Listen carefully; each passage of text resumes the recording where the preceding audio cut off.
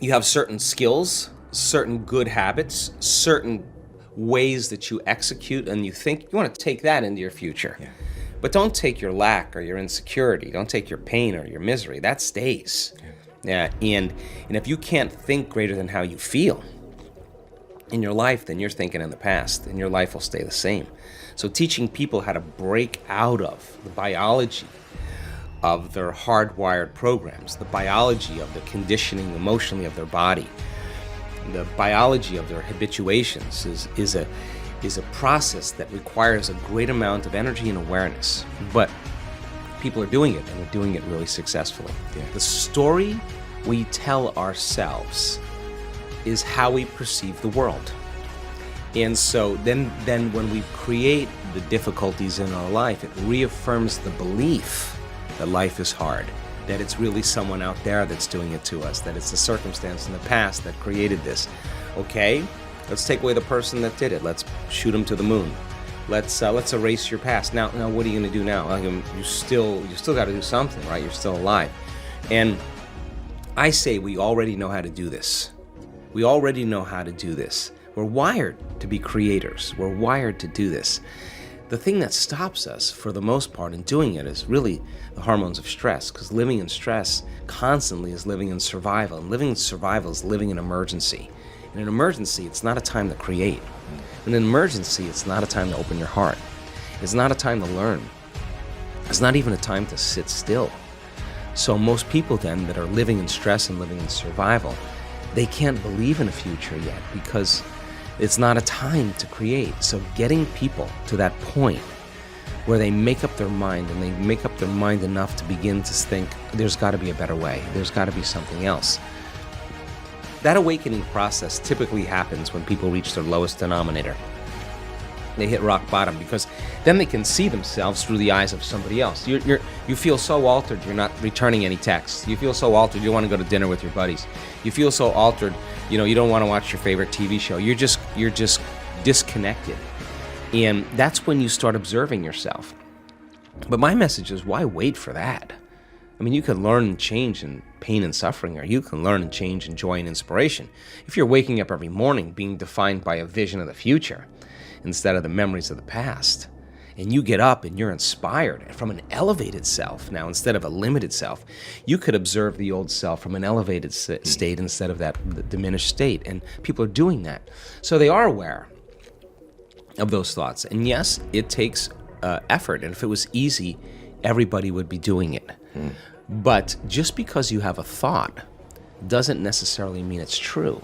And when you start looking and observing those thoughts, I think you are like Gandalf, because Gandalf also said, you may not pass, when he meant like that kind of severity when it comes to how we make up our mind about things. That's the kind of energy or intention that begins to create the biggest volume of change in our life. And I've interviewed thousands of people in our work that have healed from really serious health conditions. And I would say about 90% of them, when I ask them, so what happened? The first thing they say all the time is, I just made up my mind. I just made up my mind I was going to do this. And they made a decision with such firm intention that the amplitude of that decision carried a level of energy that was greater than the hardwired programs in their brain and the emotional conditioning in their body. And the choice that they made caused their body to respond to a new mind. In fact, the choice they made became a moment that they would never forget. It was an event. And the stronger the emotion they felt, the more they paid attention to the choice. And in a sense, they were remembering their future. And the body emotionally was getting a sampling, a taste of the future. And they're aligned to that future, and that's when the body's healing began. That's when the miracle started, right in that moment. That's how powerful we really are. Now, what if you did that every day? What if you made up your mind every single day you weren't going to get up from your meditation until you were that person you wanted to be? Game on now. Because you'd have to do battle with all the things that are not consistent with it. And that's exactly how our brain works. So then, if you want to be wealthy, you can't feel lack. You want to be a master, you can't judge your coworker. You want to be like somebody great in history, then you better execute peace in every area of your life. That's the law. So You take the prayer out on the road now. You take the prayer, and you're the living example of the prayer. That's where it matters the most. And that's when people start getting suspicious and say, Sean, man, did you change your medication? I mean, you're looking way too happy all of a sudden. Well, you're not relying on anything outside of you to bring you joy. You're overcoming yourself every day. And people say to me, well, why do you do your meditations in the morning? I always say, easy. Because if I can overcome myself at the beginning of the day, the rest of the day is easy. Because that's the biggest mastery, right? Absolutely. Is the self. And so people are waking up to that, and they enjoy the process of seeing when they make those type of changes, the feedback that's happening in their lives. The synchronicities, the opportunities, the coincidences, those serendipities. They're starting to happen, and they're going, wow, I am powerful. Hey, I am a creator, and nobody's excluded from the equation. That's what makes it so cool. So people that are really sick, really, really sick, that are healing, they'll tell you that when they go to the doctor and the doctor said, where's the stage 4 cancer? They'll tell the doctor it's in the old person. I'm somebody else. Well, how did you do it? Well, I downregulated the genes for disease by overcoming these emotions and these behaviors and thoughts, and I upregulated the genes for health. The doctor kind of looks at him and was like, wow, because it is possible to do that. And we've actually measured it in our events. We know that in 4 days, you can really change your gene expression. Genes that help restore balance, for cancer cells and tumors. The genes that activate stem cells to repair the cells that are damaged. Genes for neurogenesis, the growth of new neurons in your brain. Genes for oxidative balance, for the microtubules, the cellular structure, and the replication of cells. These are all activated in 4 days by people thinking differently, making different choices, doing different things, having new experiences, feeling new emotions. Your genes actually change. And so we're not doomed by our genes. We're not hardwired to be a certain way for the rest of our lives. We are marvels of adaptability and change.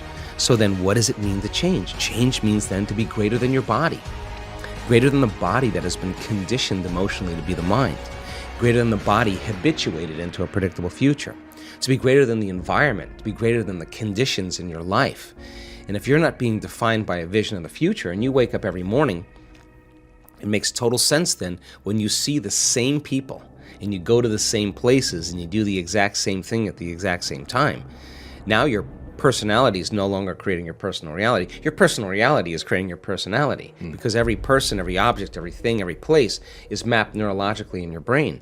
And since you've experienced your boss, since you've experienced your coworker, since you've experienced your ex, the moment you've experienced them at some point, there's an emotion associated with them. So then all of a sudden people wake up and they're not aware of this, but their environment is influencing the way they think and the way they feel. So when things are going good, they feel good. When things are bad, they feel bad, which means they're victims to their environment. Why are you unhappy? Well, this person made me unhappy, which means unconsciously, that person is actually controlling the way I feel and the way I think. Now I'm a victim to that circumstance. So to change that is to be greater than that environment. So then you would have to reprogram the way you'd think and the way you'd feel to no longer return back to the same state of being. Now that's the mastery, because it isn't just having a great meditation and then getting on the freeway and flipping everybody off or judging your coworker. Right. You just return back to the old self. You got to be able to maintain that modified state of mind and body your entire day. And if you can, get ready, because weird things are going to happen in your life. So the person who's starting to try it out in a curious way, like, let's just do the experiment. Let's just see if I change my energy, I change the way I think I feel, is there going to be some effect in my life? When they start seeing that, they're no longer like, oh, I got to go create my life today. They're actually excited to do it because they don't want the magic to end. They want to keep it going. Now, that's when it gets kind of cool, because this is when you start believing in yourself. And when you believe in yourself, you believe in possibilities, right? When you believe in possibilities, you got to believe in yourself. When you stop believing in possibilities, you can't believe in yourself. So people are waking up and going, wow.